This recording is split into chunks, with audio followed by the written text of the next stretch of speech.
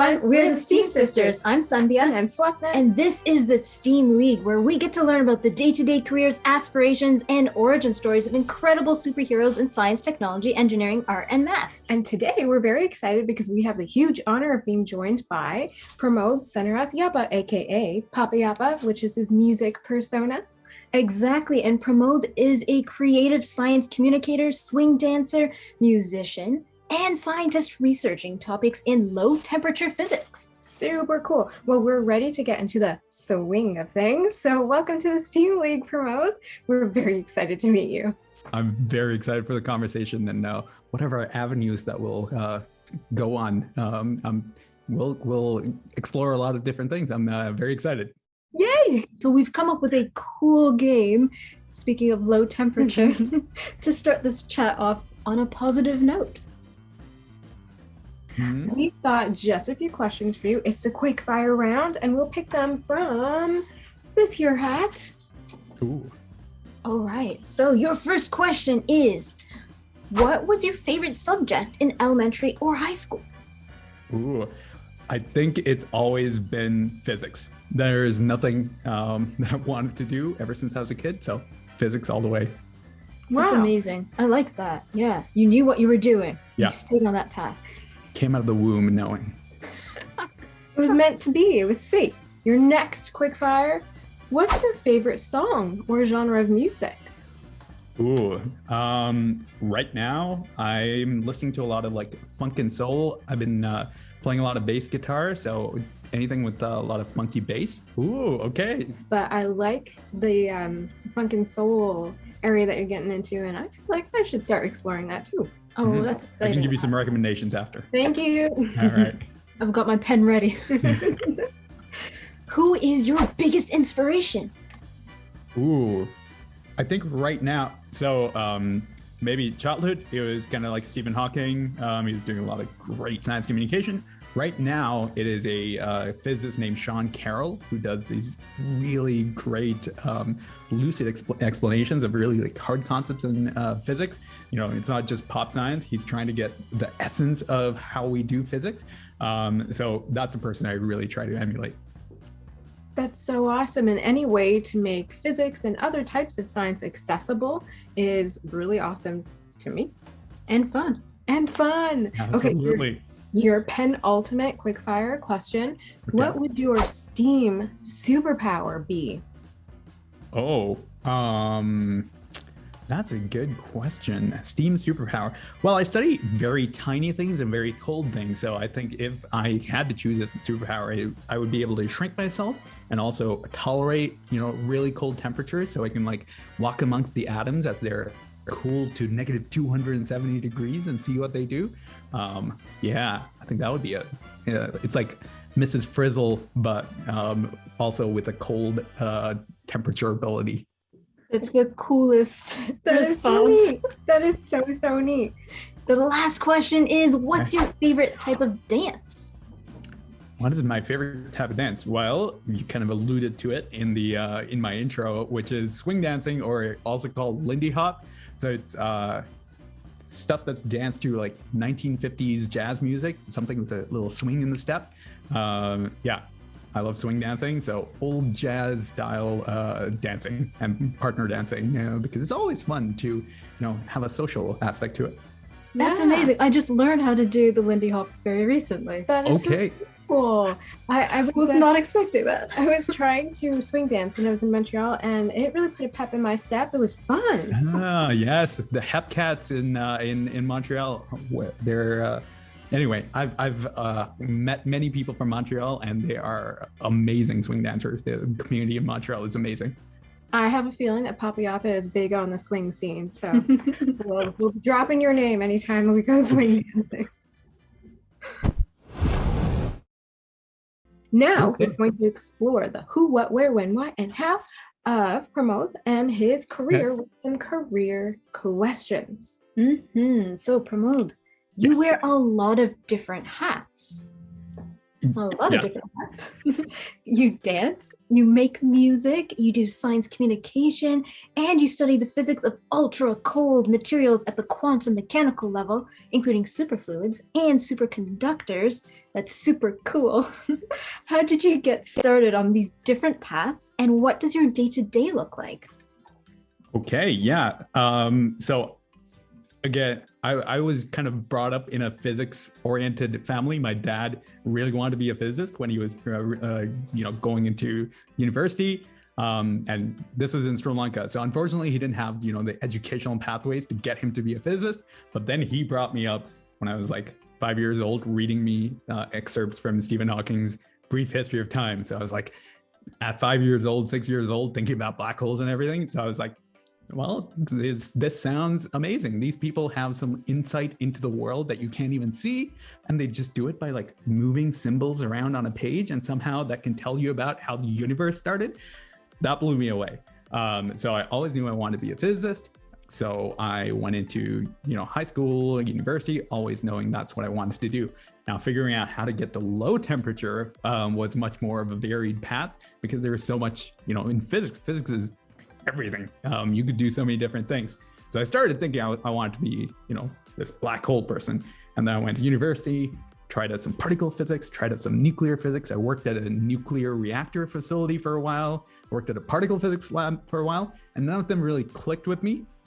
And then I finally stumbled onto condensed matter physics, or the low temperature physics, and then absolutely loved everything about it. So figuring out all these new states of matter that can pop up because you cool stuff down to negative 273 degrees, which is the coldest thing in the known universe, really appealed to me. So that's what I've been doing for something like the past 5-6 years now. Amazing. And speaking of symbols on a page, how did you get into music? Ooh, that's it started in like high school, actually. So I think it was 14, 15 in Sri Lanka, and one of my best friend just picked up guitar, and then I was like, oh my god, I also want to play guitar. And then I got into this really competitive streak with him, where I was like, I want to learn all the things you want to learn, and then we were going back and forth. And it's I've never actually been taught much about music theory or anything. It was just as soon as I got my hands on a guitar, it just felt like the most natural thing, a very tactile thing you can do. I don't do a lot of hands-on things. All the physics I do is all just like writing things down on a piece of paper or doing something on the computer. So this has been the one thing that feels like something I can do with my hands. And I've been running with making music for the last almost 15 years now. That incredible. Is incredible. And that's a really nice balance to have that hands-on component in your life and the minds-on component. Yeah. Absolutely. Yeah. Because sometimes your mind burns out and you're like, I just don't want to think anymore. And then you do something with your hands. Speaking of hands, let's talk about feet. How did you get into dancing? Oh, that's a great segue, by the way. Wonderful. I appreciate that. I got into dancing while I was working at that particle physics lab. So there's a particle physics lab in Vancouver called Triumph. And so I just moved from Ottawa to Vancouver. Didn't know anyone in Vancouver other than the people I was, going to work with.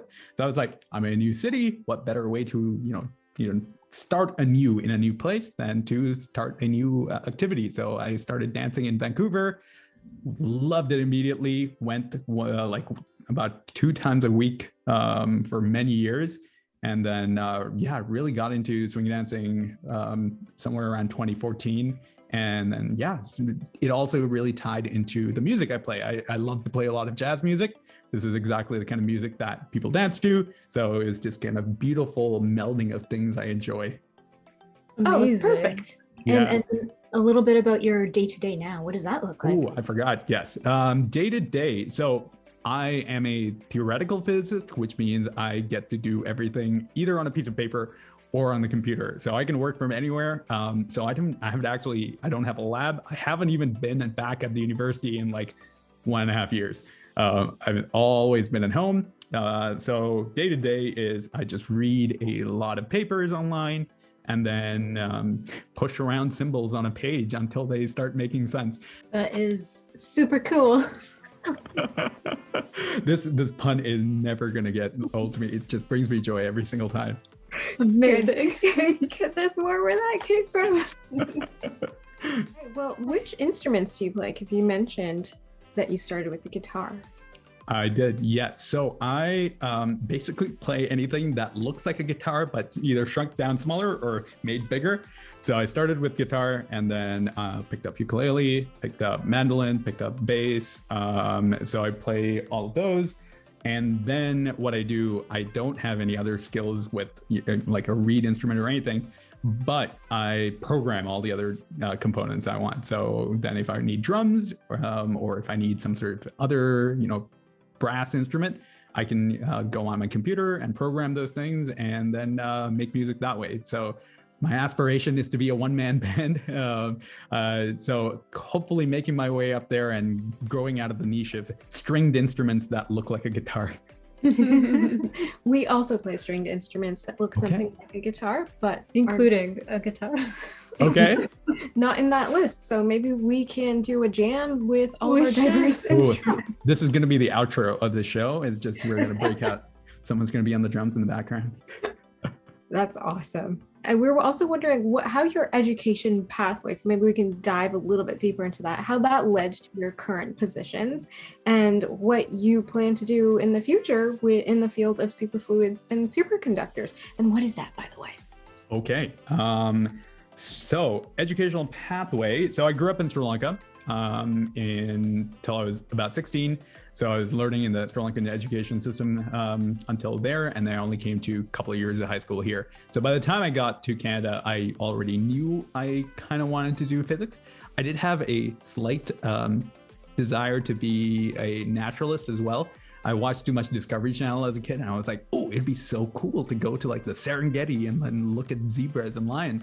But then I found out that you had to go to biology and dissect something. And I was like, I'm not going to do that. And that's how I became a physicist at the end. That's how I made that choice. And went into university in theoretical physics because I knew I wanted to do like theory work. And then it was just a process of elimination and figuring out what I want to do. And that was very good at my university because co-op or the placements, job kind of placements were a part of my degree. So for 16 months, I was hopping around Canada, going and working at different labs. So I worked at a nuclear reactor lab in Ottawa, just outside Ottawa. It's called Deep River, Ontario.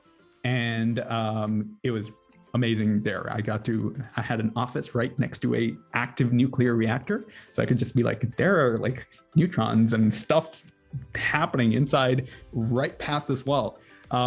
Great experience, worked there for 8 months, learned a little about nuclear physics, but I was like, this is not what I want to do. I really enjoyed it, not what I want to do. And then I moved on to Vancouver, worked at a particle physics lab where they were a little closer to what I was doing. They were working on something called ultra-cooled neutrons.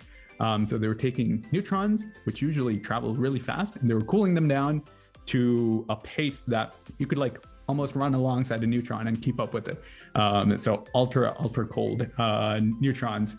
Worked there for 8 months, loved it, but didn't want to do exactly that.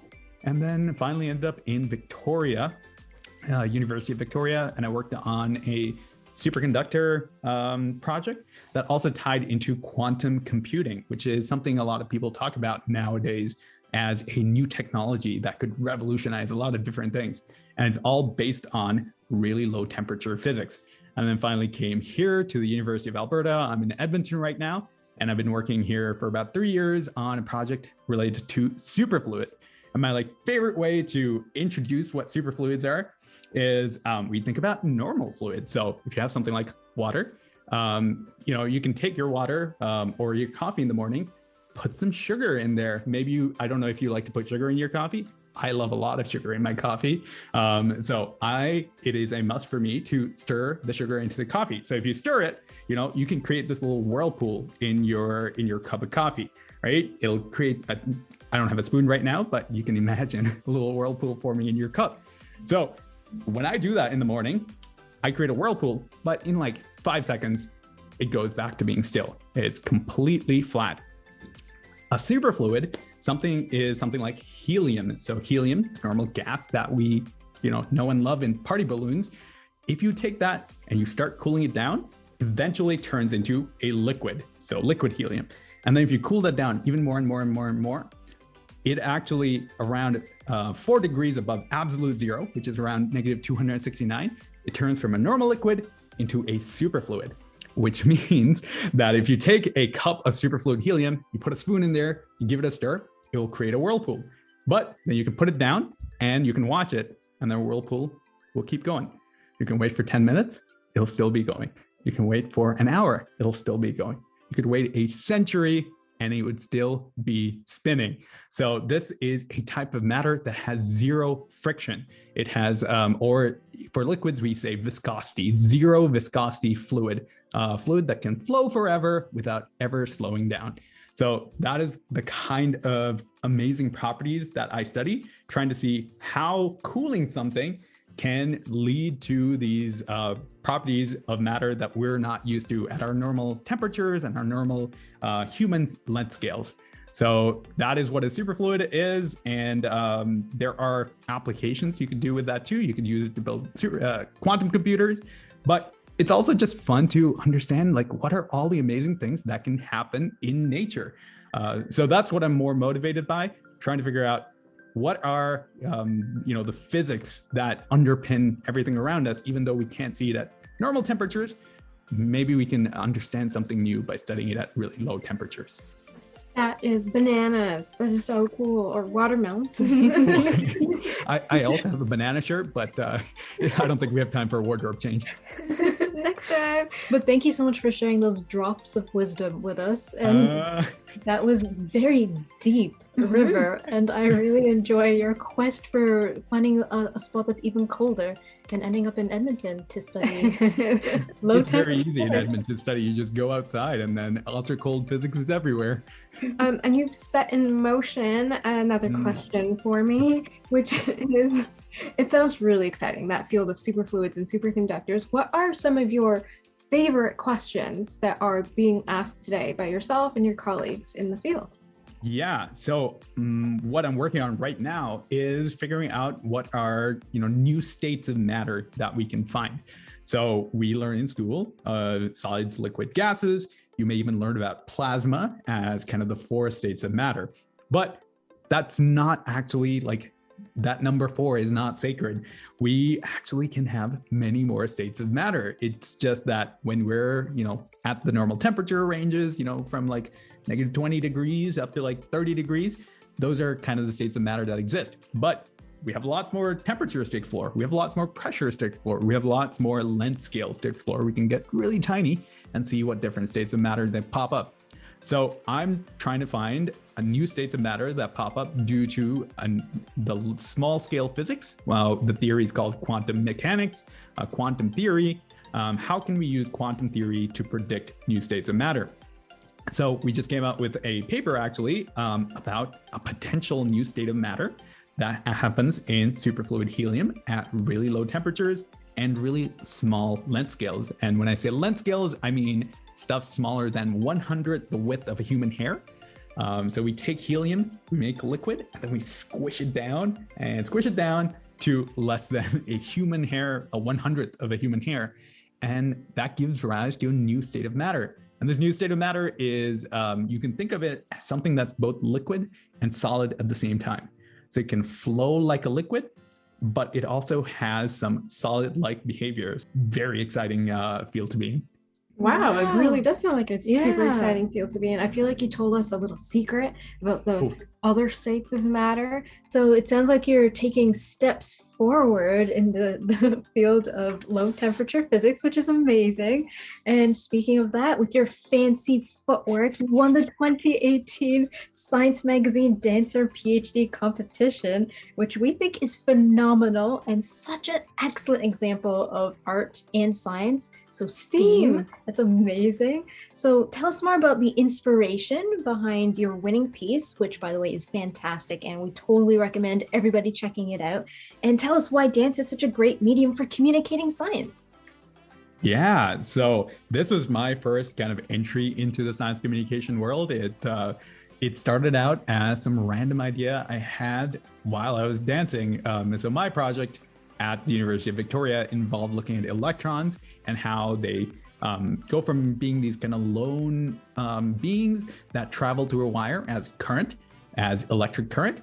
And then when you cool it down to a certain temperature, the electrons like to pair up and they kind of circle each other for a while. And so being in swing dancing, which is a partner dancing dance, where you go and you're like, ask a person to dance with you, I was like, this is the perfect metaphor for my project. It was so natural. And I just started thinking about that just in my spare time. And then I would take the bus to the university every single day. And, on the bus, it was like a 10-minute bus ride. So you can't do much other than idly think about things. So sometimes rhymes would pop into my head relating to electrons and relating to dance. And so I would just like write them down on my phone. And over time, I had this little small document on my phone that contained these rhyming couplets about electrons and how they were like dancing inside a wire. And I had seen this Dance Your PhD competition video announcement about what the competition was about way back in my undergrad. And so there was always this kind of like germ of idea in my mind, was like, that would be such a cool thing to do. And by the end of my master's, I had just defended my master's. I had some time off before I started my PhD, and I was like, why not? And within a few weeks, I had just like started writing the music. I'd reached out to about 20 different friends in the swing dancing community. I was like, I have this wild idea. Do you want to try and perform the physics of low temperature superconductors as swing dancing partners? And so I started writing the music and ended up writing a 11-minute musical. It's not really a musical, it's kind of like a play set to music where there are 3 different acts where you have normal electrons in a wire where they're alone and they're not interacting with each other. The second act, we cool the temperature down, we bring it down, and suddenly the electrons want to dance with each other. And so you see these lone electrons pair up and start doing Lindy Hop. And then the third act has to do more with the quantum computing side, which is part of my project, and how impurities, or which I depict as little punks, rebels who come and don't like the dancers dancing in their space, and how that relates to building a quantum computer. So it was a super fun experience. It brought, a lot of the things I love together into one project. Physics, making music, dancing, and also just building community and being with my friends. So it was a very heartwarming experience. Did not expect to win, but suddenly, a few months later, got an email, which I at first thought was a spam email because it was just like, "You've won," and I was like, sure, they're going to ask for my credit card information afterwards. But turned out I won Dance Your PhD 2018, started off some chain reaction of amazing events. Super, super fun experience. Yay, that is so awesome. And it's so beautiful that it's a mixture of a lot of the things that you love to do, and that you did the dance, you created the music and the lyrics. That's so impressive. That is so cool, and made a really, really cool way to communicate science in an accessible but also fun way. It's STEAM right there. Exactly. Yeah. That's such a beautiful example of STEAM. Yeah. And it was also really fun for us to watch. That's super cool. It was super cool. Yeah, physics doesn't have to be the stodgy thing that you do in the basements and are just writing down numbers and equations. It can be a fun thing that you express through your body and through music and with your friends. What is science communication, and why is it so important? Yeah, so science communication, I feel like is a part of the scientific process. Like, science is not complete until you've communicated the science that you've done. So it's not some other thing that scientists should, tack on at the end of their project. I think it's part of the process. It should be a part of the entire research you're doing. You should be thinking about at the end, how do I communicate my results? Because science isn't meant to be just locked up in journals and kept behind a vault for only, the people who are valued to be to see that, I think everyone should have access to science. I love how you responded to that, saying that science communication is not separate from the scientific process.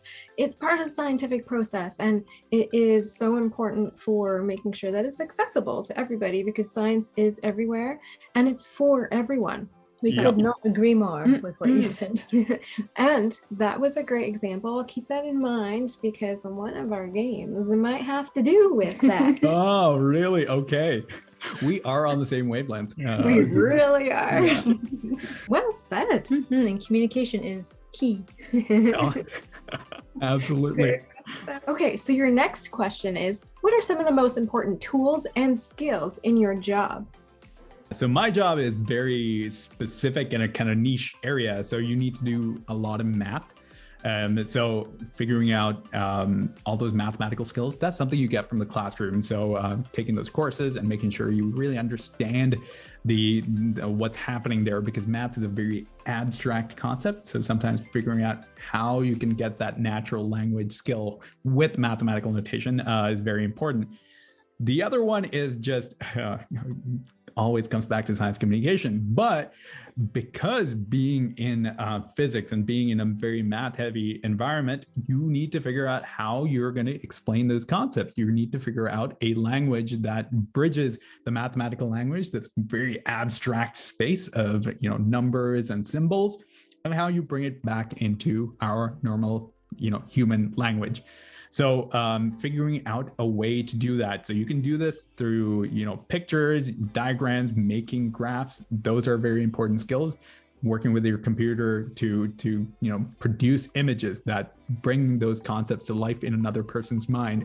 So I'm really into, again, this kind of art space, so like figuring out how to get a visual language for your concepts is very important. So you don't think art, if you like to scribble something, I think that's a super useful skill to have, because you can use that to illustrate a lot of these concepts that might be very abstract. So figuring out both the technical aspects of the abstract math, but also how to translate those technical words into everyday language. Those are some of the most important skills in my job. So your career is off the scale, and we're going to hip hop over to the next segment now, which is show and tell. Do you have something to show us? Absolutely. So, being a theoretical physicist, sometimes you're hard pressed to find tangible things to show and tell. So this might be a little bit more telly, but also I will have some prompts to assist me in telling the story. And it has to do with a problem that was posed as a question in the 1960s by a mathematician. And the question is, can you hear the shape of a drum? Now, this is a weird question, but let me interpret it, and you have the perfect prompt to think about this. So what do we mean by can you hear the shape of a drum? So the intention of the question is that you can get a drum like this, which is fairly large, and then you can hit it, and it makes a noise. And then you can get a different drum, something a little bit smaller that has a smaller shape, and I can hit it and it makes a different sound. So instead of, looking through here, if you close your eyes, maybe you can actually tell when I hit this drum versus the other drum. And so is that going to hold for every drum in the known universe? And this is the question posed in the 1960s by this mathematician. And why I love this story is that immediately there was an answer to this question. Like right after they posed it, somebody did figure out an answer, but it wasn't to the specific form of the question of drums that we have. So we can think of a drum that like this, that we play on every day, as a two-dimensional drum, because it's a surface that is vibrating. So it has length and breadth, but it doesn't really have a width to it. It's a infinitely thin membrane, this drum. So the question was posed about real world drums, about two-dimensional drums, but you can think about one-dimensional drums. That is just a line. So it's something like a rubber band, and it makes a noise, And then if you make it really long, it makes a different noise. So here, the shape is just a one, you can just pull it in one direction. With a two-dimensional drum, you can think about any two-dimensional shape. The answer that came right after the question was posed was for a 16-dimensional drum. So somebody immediately had an answer for something that is a 16-dimensional shape that's vibrating, and they figured out, yes, it is actually not possible to tell the shape of a drum by its sound, because you can have two different 16-dimensional shapes that make the exact same noise. So somebody answered in the negative in the 16-dimensional case. And it took more than 30 years to figure it out for the real world case, for the two-dimensional case, which is one of those weird quirks of mathematics and physics that sometimes the answer you might think for a 16-dimensional shape should be much more complicated than a two-dimensional one. But apparently it wasn't. 16 dimensions, it was easier than 2 dimensions. 2 dimensions took more than 30 years to answer. And the answer actually turned out to be the exact same. They turned out that you can't tell the shape of a drum by hearing it, by just listening to it, because you can have two different shapes that give you the exact same sounding drum. So an example are these two different shapes over here. So it turned out these two different shapes. So if you have a drum that are in these weird, I don't know why you would make a drum that has these shapes, but if you did, you would hit them and they would make the exact same noise. So it took 30 years for somebody to figure out that there are different shapes of drums that can sound the exact same in 2 dimensions in the world we live in. That is absolutely cool. That is so mind-blowing. That is music to my ears. Again, a beautiful collaboration between art and science and math and physics.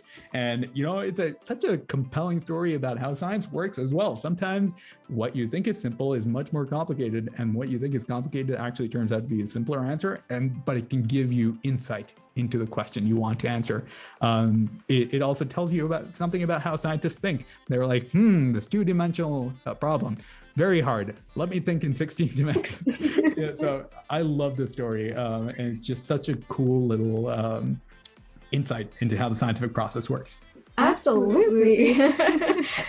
Maybe one day we can make a drum that looks like this, and then we can test this out in the real world. And hey, there's a good little challenge for anyone who wants to do this. You can find these shapes online, and maybe you can make a drum that looks like it and test out this theory yourself. And let us know. All right, you rock and roll. We are going to move on to our next game. We picked a few pictures from your Instagram, and we are so excited to hear the stories. This is the first one. This is actually part of a video. Okay, this is a great story. So this was when I was working in Vancouver at that particle physics lab. So I was working at Triumph, which is a particle physics lab that produces very fast something called muons. It's kind of like a heavy electron. And how they get these electron-like particles to really high energies is they use a really, really strong magnetic field to get them going in circles, and then just spirals out, and it goes really fast when it gets to the end of the spiral. And the magnetic field, you use it to accelerate these things, but if you stand on top of the place where they accelerate these muons, the magnetic field actually penetrates outwards. So you can stand on top of this. It's called a cyclotron. It is the world's largest cyclotron that's in Vancouver. And you can stand on top of this thing, and anything that's magnetic, you can hold it up, and it likes to orient itself with the magnetic field. So that is a picture of a paperclip that would just stand upright, following the lines of the magnetic field. And then you can map out the entire magnetic field by walking around, because magnetic fields go out like this, like in different shapes. So I would walk around in the video with this, and you can see the paperclip go like this, following these invisible magnetic field lines. And it's just, it just shows you that there's more to nature and the world than you can actually directly experience. You could just walk around in this space and never know that there is a really strong magnetic field there, but you can use these different tools to now explore something that you yourself can't feel. So it's this amazing example of, using tools to make the invisible visible. That is wild. That is so cool. It's like magic, but it's science. It's science, yeah, which is magic that we know is real. Exactly. I love how you So put well that. said. So our next one is this one. I'm not sure if it's flipped up or upside down. No, that's perfect. So those are from a very recent trip I did to the Yukon. So the first time I'd ever been to this kind of very northern part of Canada. And I took a week-long vacation where I was camping in Yukon and Kluane National Park. And this amazing skill I learned only on this trip was identifying a few different types of edible mushrooms. So these are the edible mushrooms I collected along with some of my friends.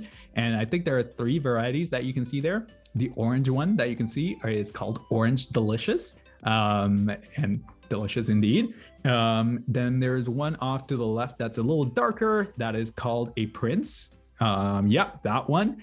And then at the bottom, there's this kind of spiny one. That right there, that one.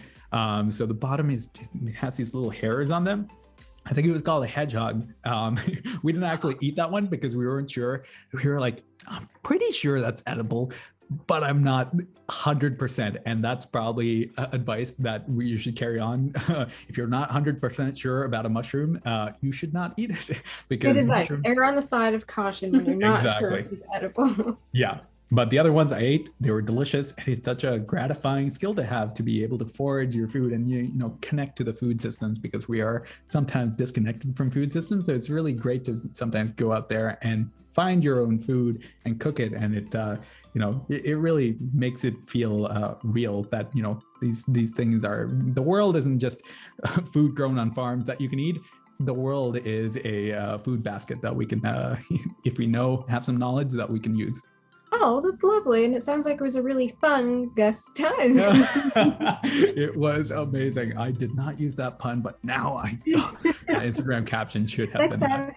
Yeah. You're a busy person, so there might not be mushroom in your schedule to take a vacation like that, but it's great to know that you can do that sometime. Oh, amazing. Yes, that's perfect. I'm not going to say anything. That was perfect. And we're very excited you went to the Yukon because we love the Yukon. It's one of the most incredible places, the landscapes, the people, just really, really beautiful. The food, clearly. Great choices. Great choices. Incredible location. Absolutely. All right. So this is the last picture from your Instagram that we're going to ask you to explain. Okay. What is this about? That is my ukulele bass, which is actually right next to me. So that is a tiny little bass guitar, but it's also in a ukulele body. This was just a kind of a visual, a pun, well, not a pun. It was just a take on, when people bring a new baby into their life, they take these pictures with their baby where they're like, dress it up. And this was like the kind of baby, the musical baby that I was having at that time. So I was welcoming it into the world, into my world, by taking a little picture with it. So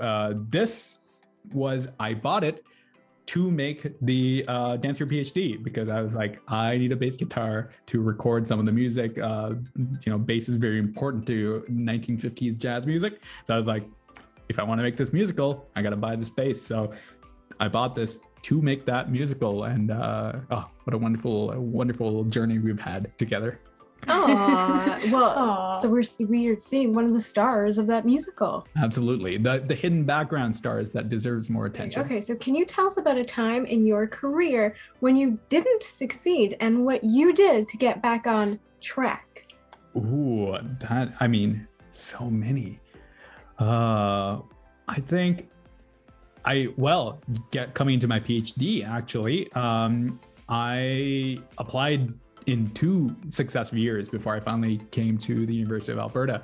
And I didn't actually, I think I was hoping to go to the US at many times when I was applying the first time into my PhDs, and I didn't actually get into any of the places I wanted to. And now, looking back, best thing that could have ever happened to me. I am so happy here at the U of A. Love everything about my project and everything that's happened so far.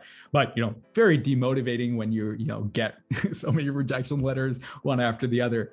And I think it was just going back to the drawing board and then talking to a lot of people who have gone through the exact same experience not only helped me, put it into perspective, because then you talk to a lot of people and they're like, yeah, getting rejection letters is part of it. Like everyone goes through it at some point, and dealing with it effectively is just about, getting back on that course and trying again, which I did. Talk to more people about what are the effective ways to do that. You reach out to people, you email people, and then you try and do better the second round. So that's what I did. Applied to the PhD, got in here and got into another place as well. And finally ended up coming to the U of A. And it's been a wonderful, wonderful 3 years. That's amazing and really well said. Go you. And such a great way to show that stumbling once really does not mean that you can't succeed. Well, look at Papa Yapa go. Perseverance is definitely key, and success is not always going to happen, and sometimes we don't see that success is not happening in other people's stories, but it's a part of everybody's story, and moving forward from that is just part of that as well.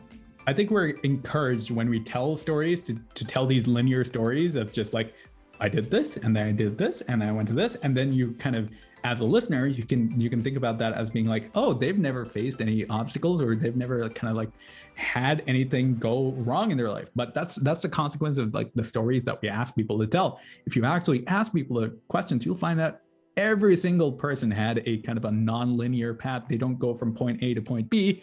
Usually there are many different stops along the route before they finally got to their final destination. Sometimes you hear these stories and it's success after success. It's just people filtering what they say and the kind of stories that we select out. Yeah, definitely. There's a lot of barriers before you get to Z, for sure. Absolutely. Yeah. All right. So there's one last career question. This has been incredible. But what's one piece of advice that you'd give to someone interested in any of your fields?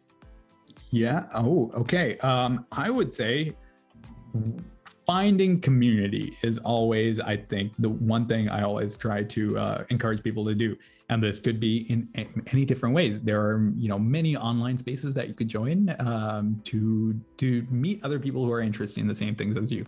So even if you're in middle school, high school, there are lots of spaces online where, people are making YouTube videos about the science that you like. So, go and talk to those people. In your local community, there are lots of, you probably live close to a university or some sort of school that does these things. And, you'll be surprised by how receptive people are to, if you send them an email, be like, I'm really interested in this.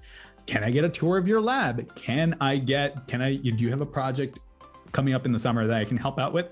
A lot of people are actually very happy to introduce people to their science. And it's just sending out a few emails, and you may get into an area and you may find out that you don't actually enjoy it, but that's also part of the process. When you're an outsider, looking in at science, it's a very overwhelming space, and you can only find out what you enjoy by doing something for a longer amount of time, trying it out, figuring out, I didn't like this part, but I like this part. Oh, maybe I can go to this other field. So try out as many things as you like. You are not obligated to stick to one thing and stay with it your entire way. Try out many things, reach out to people, find that local community, and then you're well on the way to becoming a scientist. Okay, so we have just enough time for some questions from our audience in the Audience Asks segment. Grab our Audience Asks box. Okay, then Roshan asks, can you explain your work in 10 words? 10 words. Ooh. Oh. Thanks for that question. Yeah, thank you for that question. That is my counting skills and my verbal skills sometimes don't mix, so I might go over 10. But how